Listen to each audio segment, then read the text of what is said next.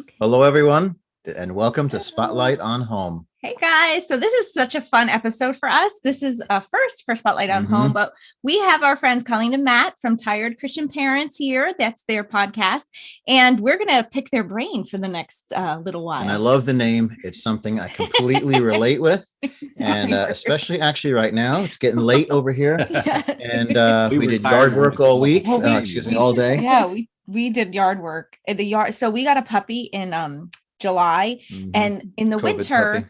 We put all our like recycling cardboard out on the deck, and she has taken it and shredded it everywhere in the yard. Cardboard everywhere. And Christmas terrible. Went through and really I leave it out there till things get nice and we can burn it or cut it up or whatever we got to do. And the dog cut it up in little pieces everywhere.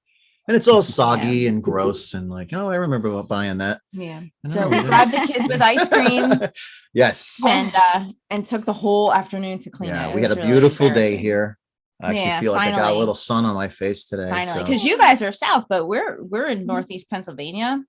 Yeah. And it's finally like 50. And we're like, yay. Yeah. Sunny and 50. Yeah. It's been a soggy few weeks. And I think Wednesday, Thursday, Friday, we're looking at more rain.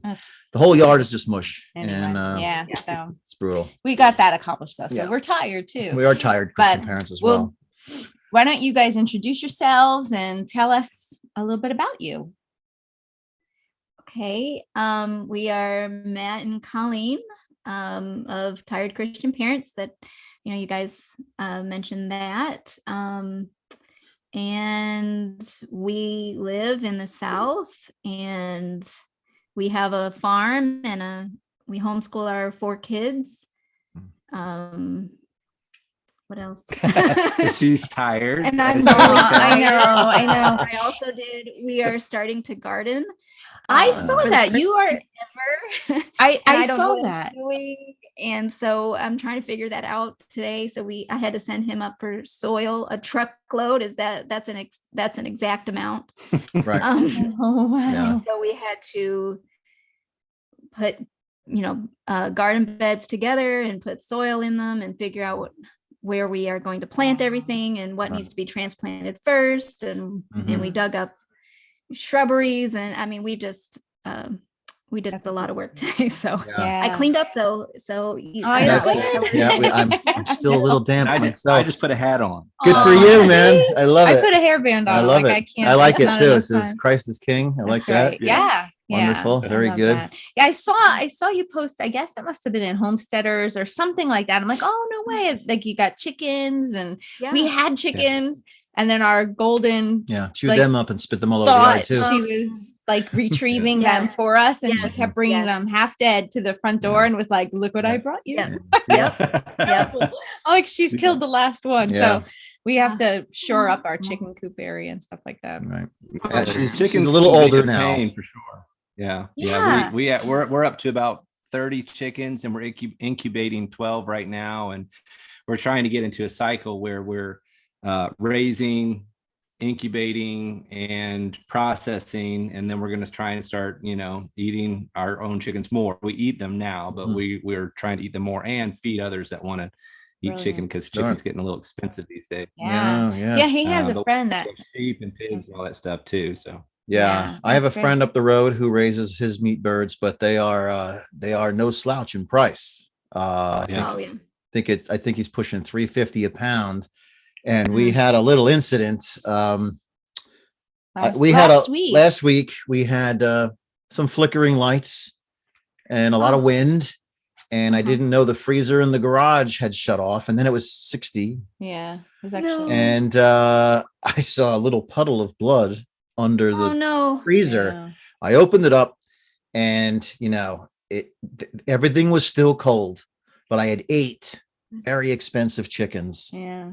That were just about defrosted, and you can't refreeze them; it'll never be right.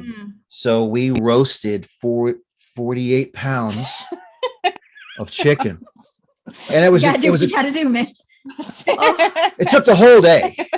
Yeah, it's like roasting. And now that I think about it, it's like having 2 ridiculous Thanksgivings, because they're touching each other in the pan. So the section that's touching isn't really cooking that well. I should have spatchcocked them, but I didn't. I just we just threw them in. I was in a panic. I was completely frazzled. Get them in and cook them. Yeah. He was so discombobulated. And it's funny because after hour 2, the smells, the roasting chicken smelled good I love it. A couple hours, but then 8 hours. Yeah. I was I am enough. Smell. So I'm what's for dinner? Not chicken. It was brutal.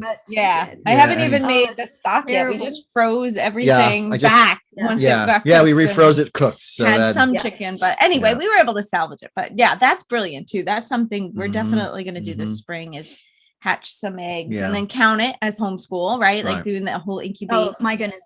Yeah. So what are the ages of your kids? What's your youngest? What's your range? Okay, so youngest, you want me to go youngest to oldest? Whatever you want to do. You're free. I think it's easier to go opposite. Yeah, whatever 13, you want. 13, 11, 9, 4. Thank you for having to think about that. Thank you for having to think about that. Oh my goodness. And it's okay. I just want you to know that that's okay. Because I'm like bad dad at the pharmacy, what's their birthday? And I'm looking at a whole bunch of them. So I just take the note in my phone because if I get it wrong, I'm going to get it wrong by a whole year or more. Sure. Because I also have a kid born on the 31st of December. So what year was it? Because it switched. And, I'm like, well, your cousin was this. I don't know. And we just had three of our kids had birthdays last week. Monday, Saturday, Sunday. So everybody's a year old. Not everybody, but so we're tired Christian parents. Yeah. Yeah. A lot of mileage out of the name of this show. Yeah. I dig it. So what are the ages of your kids again? So our oldest is 20. And then we have 20, 18, 16, 13. Think about it. 11, 9, 7, and 3. So and some of those numbers are brand new. Yeah, so I would have got that wrong. Yesterday, we're finally not having a 2-year-old in our house. And 8 years of 2-year-olds. Oh, wow. Solid 8 years. Yeah, done. Good job, guys. Our lives are going to get better. There's an adage about 8 is enough, and man, they ain't kidding. 8's enough. Aw. So how long have you guys been homeschooling then? So he's retired military, and that played a big role in us deciding to homeschool because we were stationed way upstate New York at the time that my oldest was going to be of when he was going to be 6. And so I had looked into all the possibilities of how to school in New York, and it got way confusing. And then I thought, well, what if we homeschool? And we'd always talked about homeschooling, and it's not like he turned 6 and all of a sudden we started homeschooling. Right. We had been, or I had been really schooling since he was an itty bitty. And so we really, I guess, officially started when he turned 6. So 13 minus 6. Yeah. And I had been homeschooling. Late, man. You do the math because I'm tired. Nope, I did it a long time ago. Here on Tired Christian Parents, you learn and get information. So there's math for you. It's just natural. Yeah. Is that what it is? I had been homeschooled my whole life. Wow. I actually went to public school in first grade in New York City, and we moved to Huntsville, Alabama, actually, where we are we're near there now. And my mom, we had such a terrible experience in that, in fact, she didn't know. I still remember stories of guns and fights in the hallways at 6 years old, but when we got here, my mom said, let's homeschool. And so I was actually raised a homeschool kid. And before we were even married, I had discussed it with her. And so it was always something that I personally wanted to do because I knew the benefits of it. Wow. Yeah. I wish I was. Oh, I wish I was too. Yeah. Me too. It would have made a big change. I wasn't a good student, and it would have opened good doors for me. To the areas where I struggled, there would have been a lot less struggle, if any, realistically. Yeah. So, if I don't mind me asking, where in New York City were you? Oh yeah, he was from New York City. I'm from New York City too. Yeah, we lived on Staten Island. Oh, so okay. All right. Yeah. So I was schooled somewhere near there in the city. Yeah. Right. Sure. The concrete playgrounds and all that stuff. Yeah. All the wannabes and the a bunch of names I'm not going to say. I want to know, well, since you came from it, I'm going to assume there were no family detractors. We didn't come from this, and the family, you could have knocked them over with a feather in some aspects. Like they just thought we were weird. I was not. Like I was really intimidated to homeschool. I honestly was looking forward to them going to school because I didn't want to screw them up. And like I was not sure I wanted that burden on me. And I was like, oh, I don't know if I really can do this. So I took a long time. I took like a year to research and really like dive in and make sure I was doing the right thing. Because my biggest fear was I would set them up for failure, or I wouldn't know what to do. And like, they'd be these adults that like drooled on themselves and oh no, you know what I mean? Like I didn't want that. So I was like, I don't want a very good imagination. Well, I mean, they were going to a very good Christian school and they could have stayed there. And we loved the community. Would have been, like there was no reason to switch. There was no reason. The finances were like, it was starting to get very expensive and we did want a big family. So it was like, well, they were expensive. Getting expensive for us. It's a lot cheaper where we are now. Right. To do it. And even with the cap, usually if you have 4 in at once, they will cap you. You could have a 5th kind of goes, for free or whatever. But even then it would have been.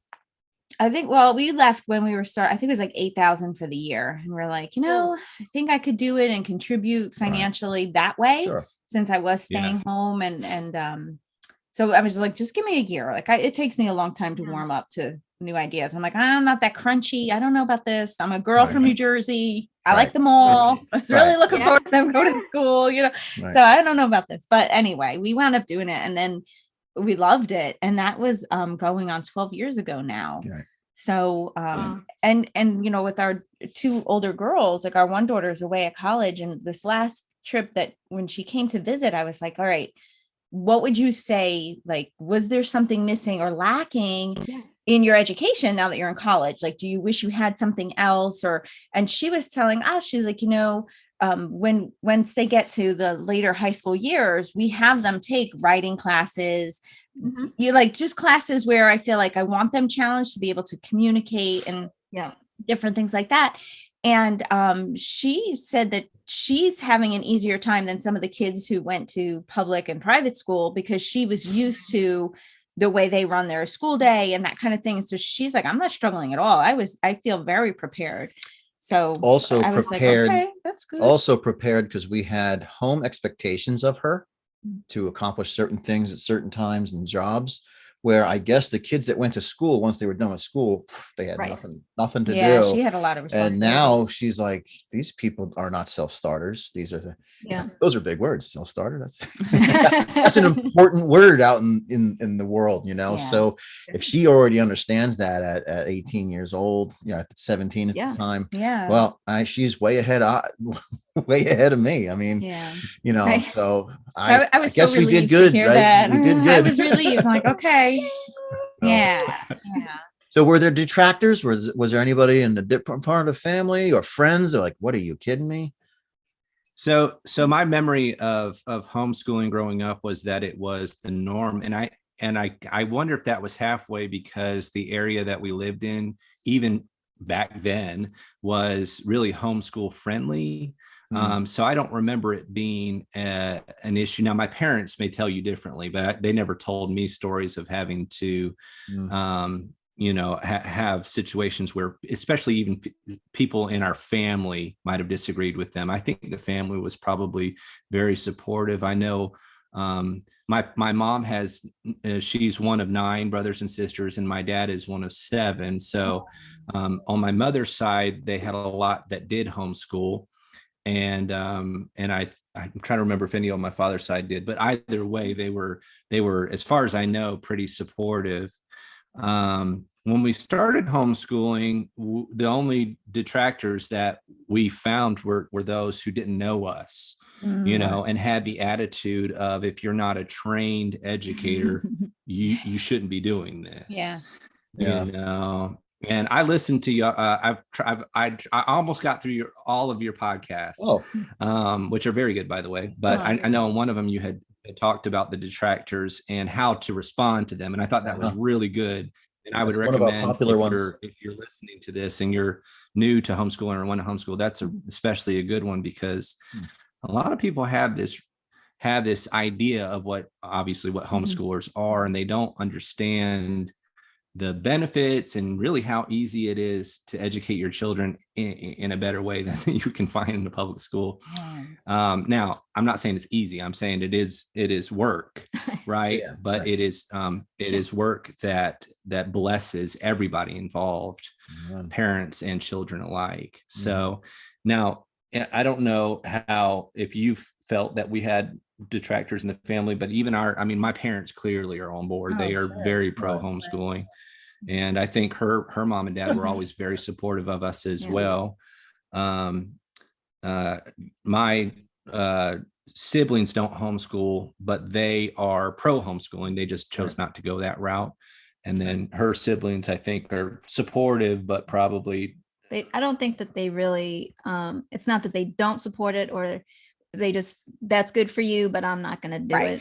And that's kind of where the conversation. And then whisper behind your back. Maybe, but I don't care. That's kind of like how I think. Let me ask you, did you come from believer backgrounds? I'm kind of assuming you did, Matt. Okay. I didn't hear as much from Colleen. Yes. All right. So I was in Fiji as a missionary kid, growing up too. So that attributed as well. So we went from homeschooling when I started at 7 all the way through. And you talked about supplementing. My parents did that as well. In fact, a couple years before I moved back, I was going to the local university and doing classes there. And I don't know if I apply, my dad will probably listen to this and say, you did a terrible job. I don't remember it being that hard or whatever it was, but, and so we supplemented with that as well. But Colleen also comes from a believer background as well. Yeah. That's sweet. Good. Yeah. We're first generation Christians. So it was kind of like everything we did was just weird.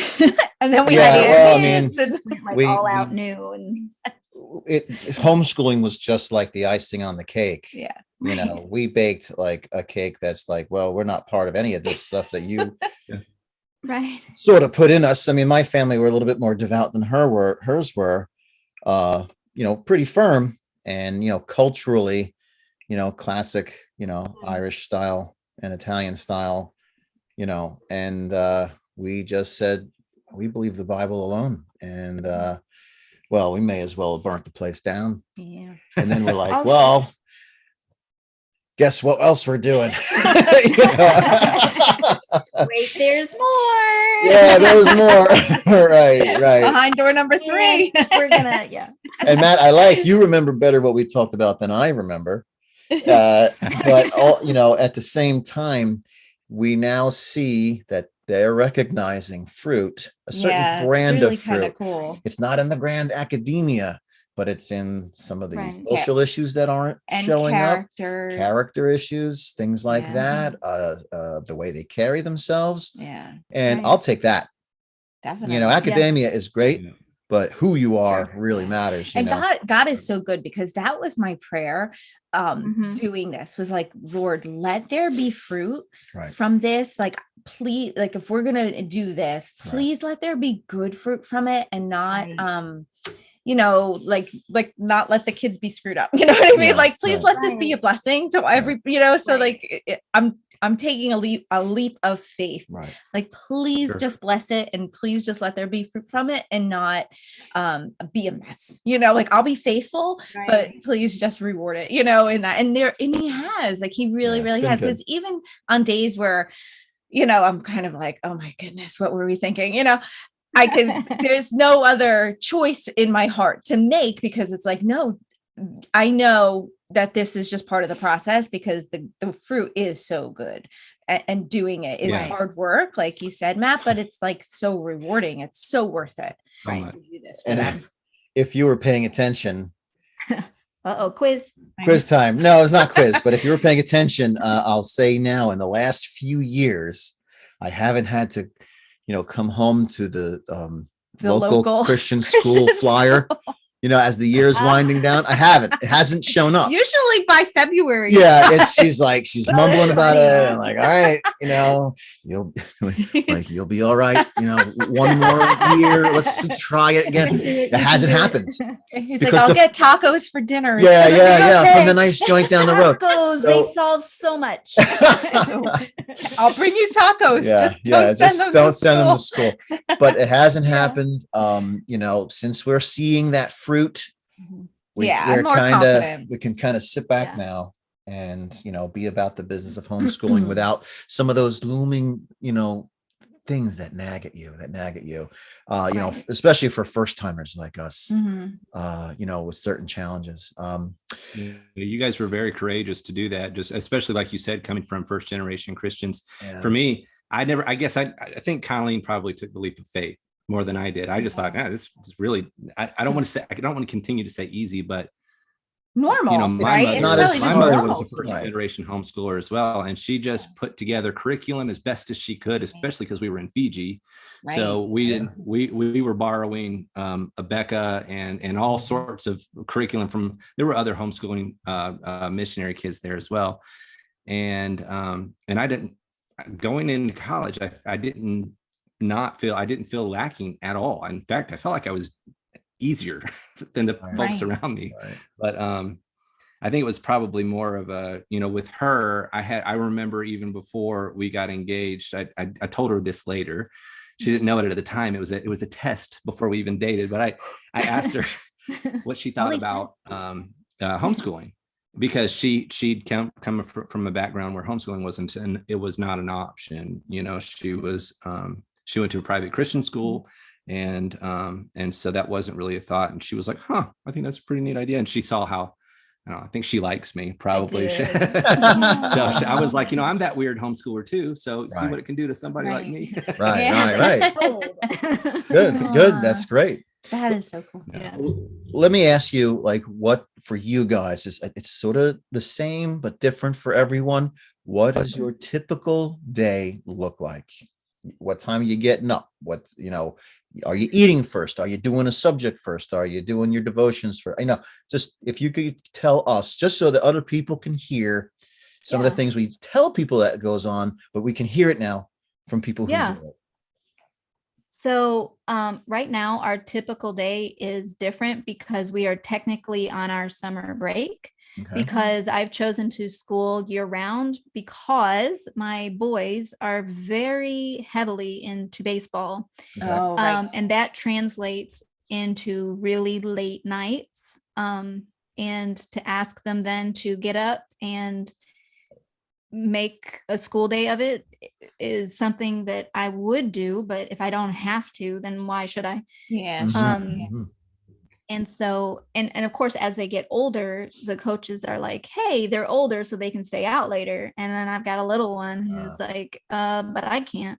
So just for my own sanity, we school year round.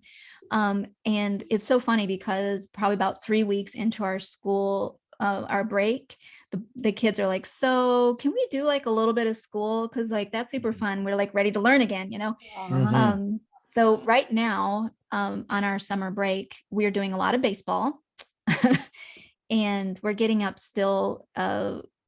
When I let them sleep in from like a long night, we're getting up at 7:30 to feed animals. And while they're feeding animals and tending the garden and everything else, I'm making them breakfast. Mm-hmm. And so we're eating breakfast probably about 8-ish.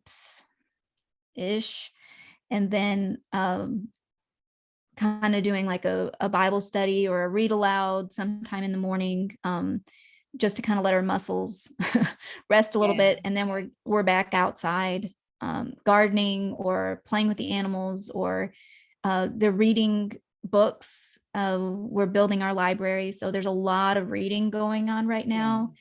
We don't do any screens. They don't have phones. They don't have tablets. They don't have anything like that. So if they're not outside playing or working, they're inside reading.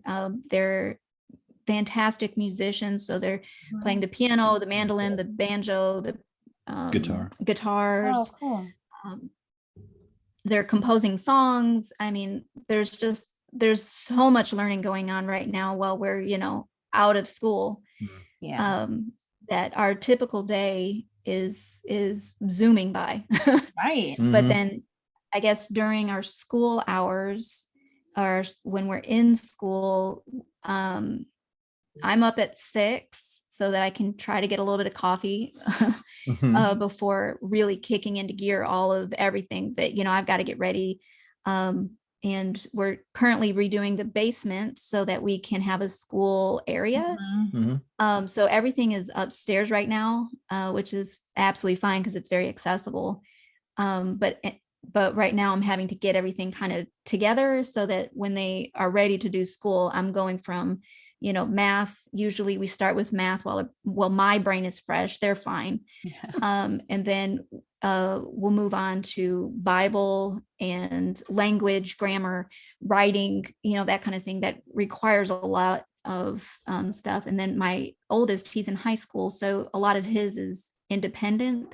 And so he's taking Italian classes and doing his writing assignments, and we're doing teacher conferences right before lunch to make sure that he's keeping up with his assignments. Right. And I try to encourage them to be done by 2:00, just so that they are used to scheduling themselves, not because we need to be done by 2, but I'm also needing to be done with the teacher-led portions by 2 so that I can have like an hour of mental break before I've got to jump in and be mom and make sure that everybody's getting their dinner and, all that kind of dishes are done and housework is done and evening animal stuff, So our school hours are a lot more structured where, I'm going from one kid to the next constantly. And then of course we just added kindergarten in with everything.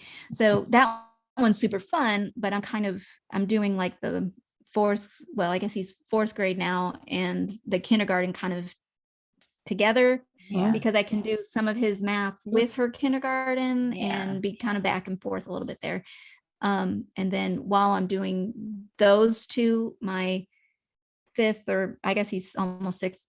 He's technically 6th grade now because we finished our year. So he's 6th grade now. So I have him get started on his independent math. Yeah. We're in Saxon. And so they do the lesson. And then if there's questions after I finish the kindergarten and the 3rd, 4th grade or whatever math, I move on to the questions. And so then he can do the problem sets. And then we kind of quickly move on there. You're like a plate spinner. Yeah. And I'm like, Mountain, but it's great exercise. Like this is the best diet plan ever. Right. Now I challenge anyone who just listened to this, who never heard, what homeschoolers do. They think we just sit on the couch and don't do much. Yeah. If I encourage anyone to just back this up to and when you started, that is a busy day. And that's minimum 5 days. I'm sure there's plenty on the weekends. And then you get to go drive people around to play ball where they're learning team sports, sportsmanship and all these other things. Please do not tell me we do not know how to socialize and do this stuff. And they have animal husbandry and all the other things and maintenance of animals and pens and garden. Come on. Is none of there's tons of education in here. They're fooling themselves of this wizardry they think they possess. And that's the easy part that you think that, Matt, that, you want to call it easy. No, they believe they're the wizards. And we're just this weird laity that can't. And that's just not true. And you mentioned Saxon and you mentioned Pryor, you mentioned it back. This is what your teachers at schools are using. So, kind of give me a break, that what you just did should erase anyone's doubts. Yeah. And I hope that's an encouragement to you, and you're an encouragement to us. And, and anyone who's listening, that's the real deal here. That's the homeschool that we're talking about. It's not all. It also, sorry to interrupt. No, it also continues, as you guys well know, I'm sure, and other homeschoolers, we try and continue, and the kids may not even recognize this, but we try and continue their education around the dinner table. Especially if we have that time. And then generally in the evenings, we'll have an evening devotional as well. But one of the things that we'll do is we tell them, when you get to the dinner table, each one of you needs to have a thought of the day. And it's always, this is what I learned, or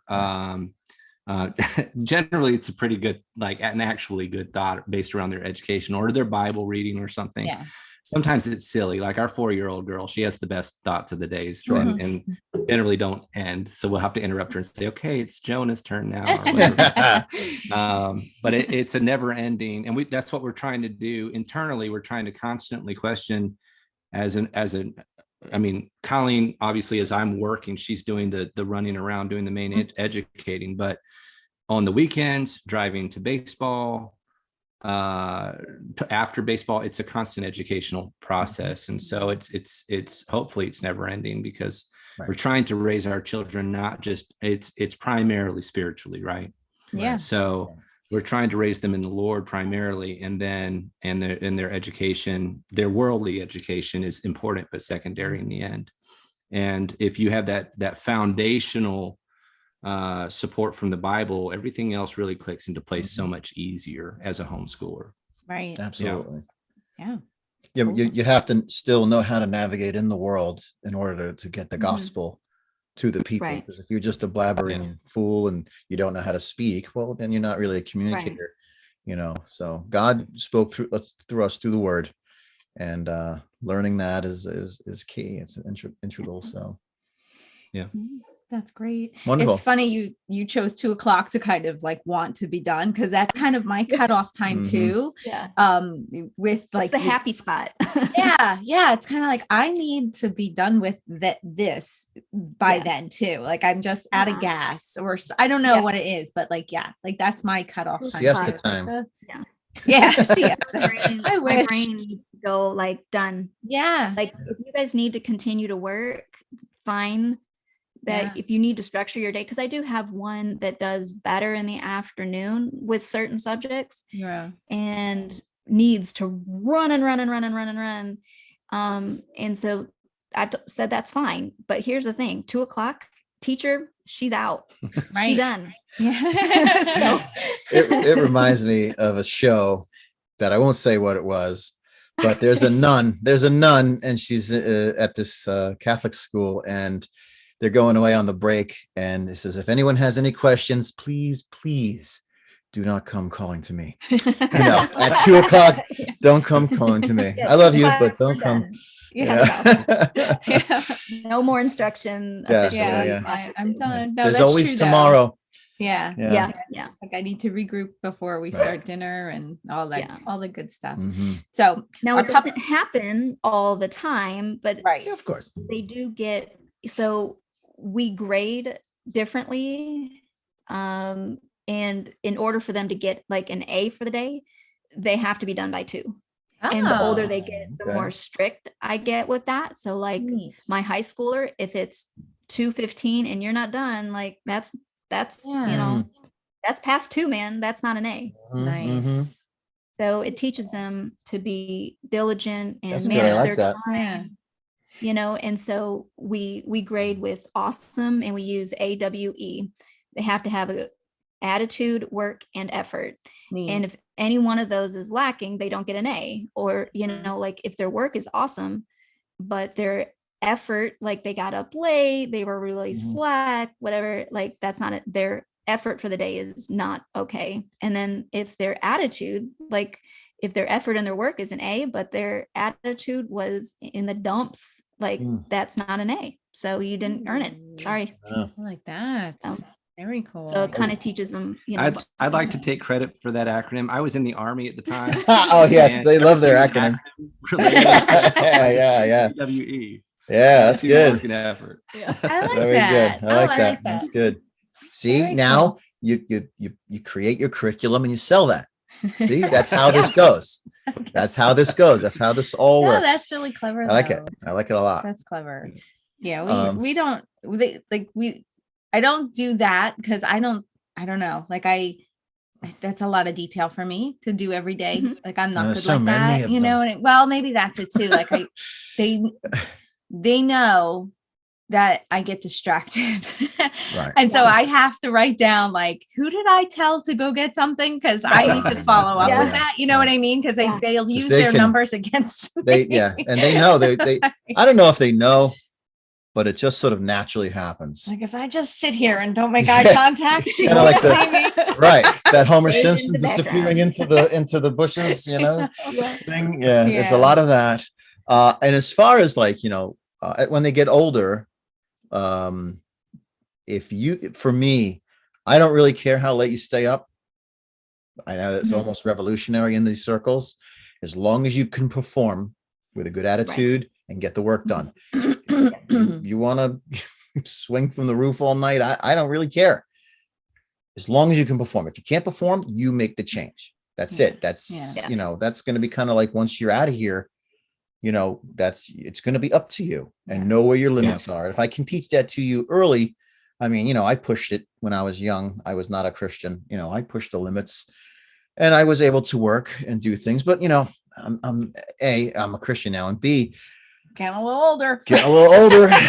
The midnight oil is thinner. Actually, speaking of which, I don't know which way to put it. We should wrap this up. Yeah, we should. Just getting, great. Hey, puppy dog. Well, there's one. There she is. Couldn't help it. Hi. All right. Hop on out. That's We're Christian. almost done. We're wrapping it up. Birthday. I've actually been surprised that we haven't had an interruption ourselves. Yeah, we're like that politician that was doing whatever it was, and his kid come in. Go ahead. Two birthday boys. Two birthday boys. Yeah, right, this go week. on out. I heard her barking. Thank you. All right. Oh, another one. Oh, there's more. No, we just found the thoughts we've been looking for. All right. So well, that's probably a good cue to start wrapping this up. How can people find you? Yeah. So the best way right now is to get on gab.com, and we are at Tired Christian Parents. Our podcast, if you just internet search it, we're on all, I guess, mediums, all podcast mediums, at the Tired Christian Parents podcast. And we also have a house church. You can check that out at rightfarmhousechurch.com. Repeat that one because you blipped a little bit there. Repeat the last one. The house church is rightfarmhousechurch.com. Okay. Very good. Cool. And we'll have all that stuff in the we'll notes. link to all of that. So in our show notes. Yes. All right. Yeah. Thank you guys for your time. Thank you so much. Because the wheels are clearly coming off here. My name is. Go on, buddy. Yeah. I love it. All right. Yeah, it's their bedtime. That's why they're coming in. They're to actually see, like why aren't you? How come you're not? How come you're not picking us up and putting in the bed? Us to bed. It's late.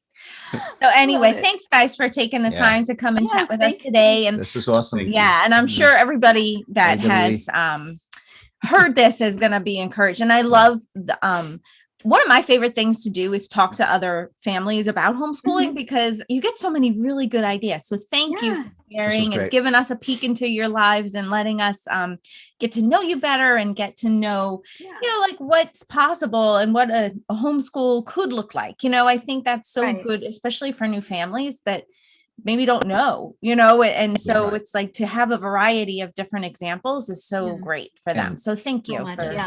Absolutely. It was our pleasure. You've taken part now with anybody who's come to us and says, boy, you know, I just started this. You just proved they're not alone. It's doable. And under it's totally all doable. kinds of circumstances. You did it in Staten Island. You're doing it on a farm in Alabama. I mean, okay. And Fiji, right? And Fiji. I mean, that covers it, man. That's you know, worldwide, you know. So I mean, it can be done. So so encouraging. Thank you so much. Yeah, thank you. Now we can all go to bed. Yay, bedtime. We did it. Yeah, we did it. Thanks, guys. All right. Take care. Thank you.